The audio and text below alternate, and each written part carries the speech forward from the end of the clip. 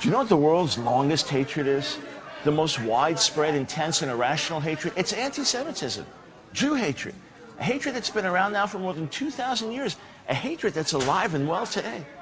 Think about it. Barely 60 years after the horrors of the Holocaust, when so many were saying, never again. And the world still hates the Jews. Why the Jews? Why do they hate us?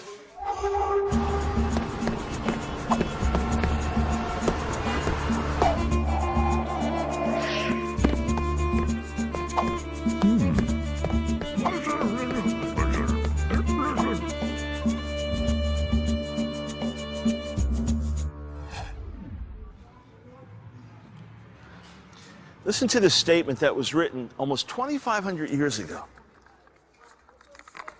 There's a certain people, dispersed and scattered among the peoples, whose customs are different from those of all other people, and who do not obey our laws. It is not in our best interest to tolerate them.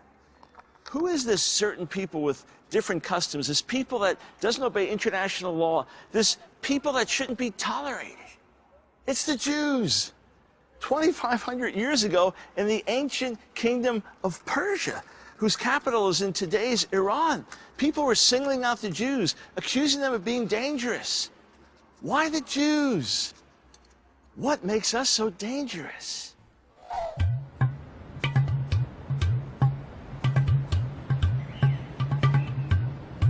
What I know about Jews, they are very mysterious. When I think about Jewish people, I think they're dedicated to religion, you know. The big black hats, black coats, and the ties looking all funny with the curl up on the side of their face.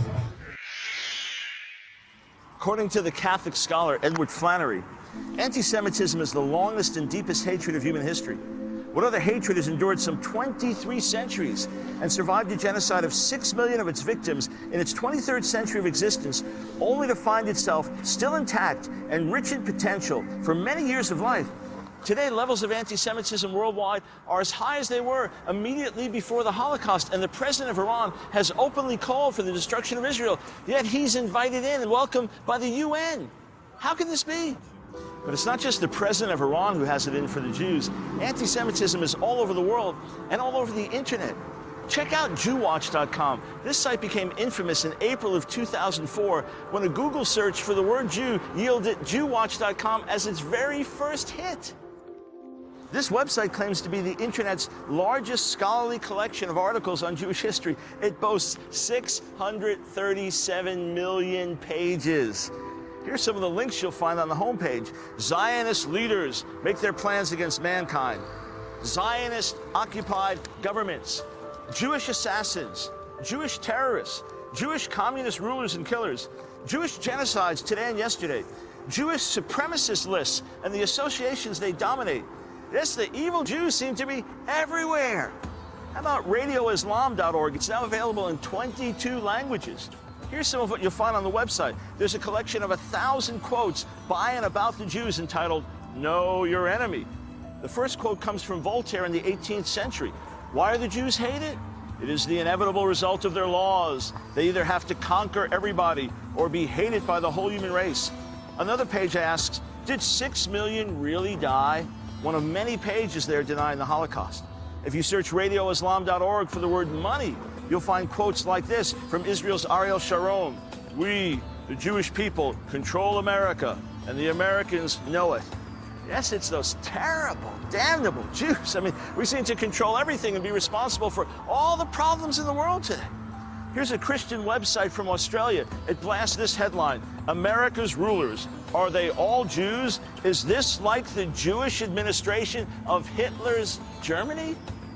It even appears that there's Raelian anti-Semitism. The Raelians are a UFO cult followed by the Frenchman Rael, who claims to have been abducted and enlightened by aliens. Here's what Rael had to say.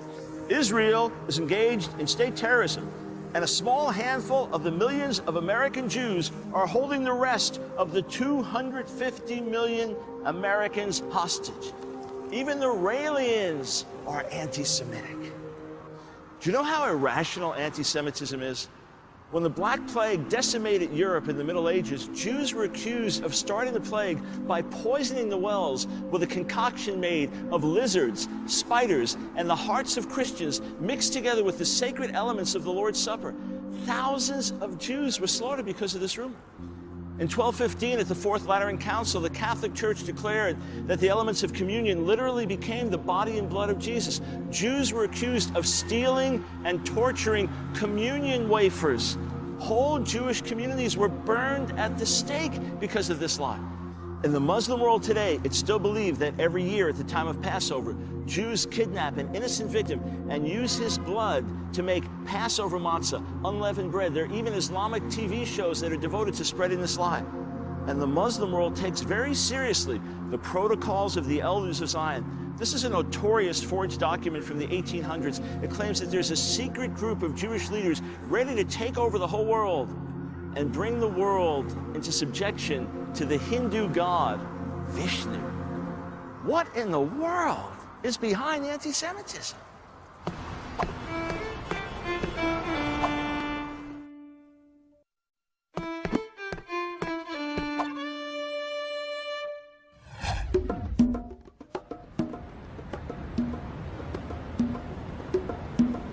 When I think of Jewish people, I think of well-educated people.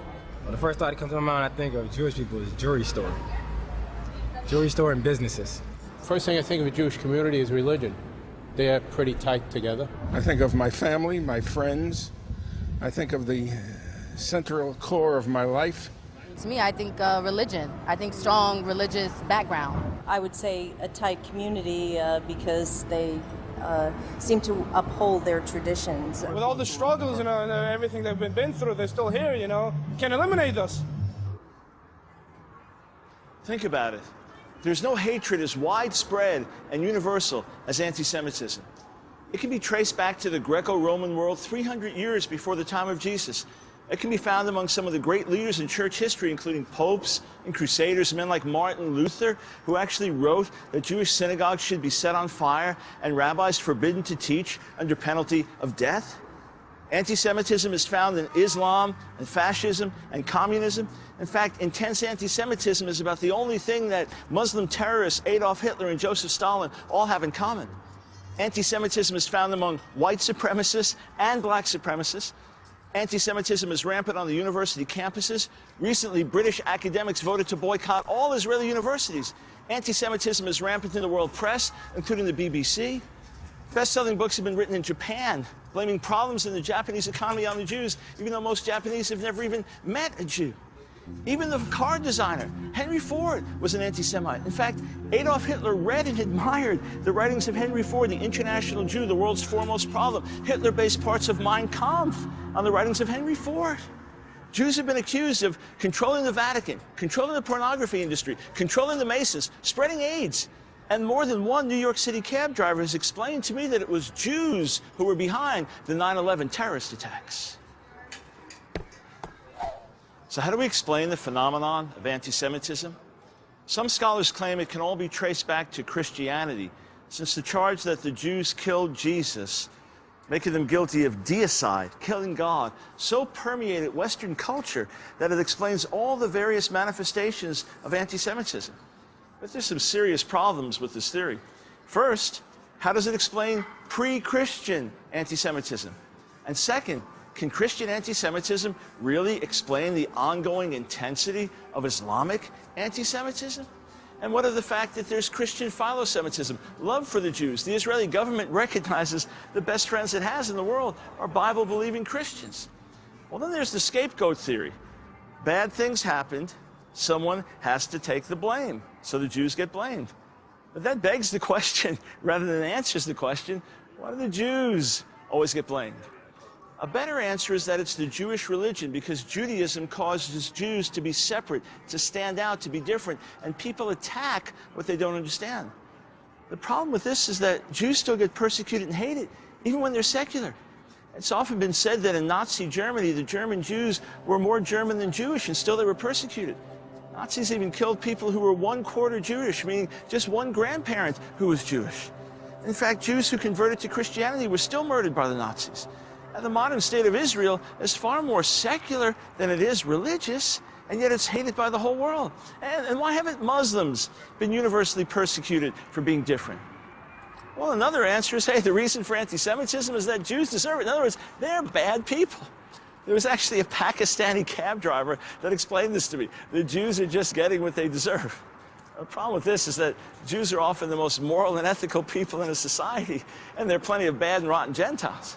Well, to be sure, we Jews have our faults, but we certainly do not have a monopoly on being bad. Well, there's their idea that the Jews have all the money.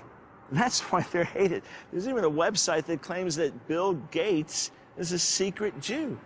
The problem with this is that Jews are often very generous. In fact, there's a disproportionately high number of Jewish philanthropists. And often Jews in society were so persecuted and oppressed that they were kept low without money, and yet they were still hated. Let's be honest, none of these theories really works. None of these theories connects all the dots and adequately explains the reason for anti-Semitism. So what then is the reason for anti-Semitism? Do you have any idea or any theory of your own why people hate the Jews? Ignorance. Ignorance. Absolutely. Ignorance. You know, they don't falter, their beliefs stay strong no matter who goes against them, whatever, they won't conform to anything. It's a real religion, it's straightforward, and it's what they believe is what they believe, and they won't give up what they believe for thousands of years. Anyone else with any other theories? We're just gonna... The Jews are successful okay. in everything they do. If you look at the history, it's the only people that survive.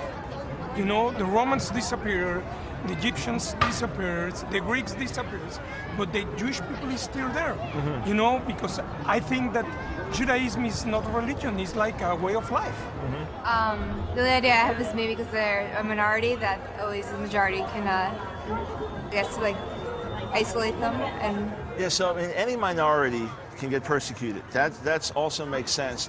The problem is, it always seems to hit us. In other words, you got all these other minorities through history around the world that don't seem to get singled out the same way. I mean, we've been accused of spreading AIDS. We've been accused of being behind 9/11.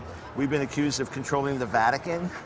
I mean, it's wild. Earlier in the show, we went through crazy things we're accused of. So let's say it's a piece of the puzzle. Doesn't explain everything. I was really impressed with those answers. Excellent, eloquent, thoughtful. But they still don't connect all the dots for me. The first answer is that anti-Semitism is the result of ignorance. People just don't understand who the Jewish people are, and there has to be a scapegoat, and therefore the Jews get blamed. But even George Orwell questioned that theory. He said it really begs the question because it's still the Jews who are always scapegoated, and the Jews who are the victims of everything and accused of everything for so many years. Excellent idea, some truth to it, but it doesn't explain everything.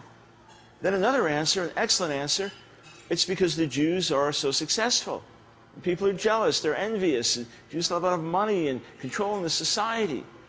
The problem with that is that many times, for whole generations and whole communities, maybe even over centuries, we've been kept down, we've been pushed down in Islamic societies and Catholic societies and other places, and yet still, even when we were kept down, we were still hated. Well, maybe it's Catholicism itself or Christianity itself. That's what the last gentleman had to say. And that's obviously been his experience, that the church has just hated the Jews. The problem with that is many of us have had the exact opposite experience. I've been in Christian circles for over 35 years and run into almost nothing but love for Israel and love for the Jews around the world. And Israel's best friends today are evangelical Christians who read and believe the New Testament. Excellent answers, excellent theories. But none of them adequately explain the answer to anti-Semitism.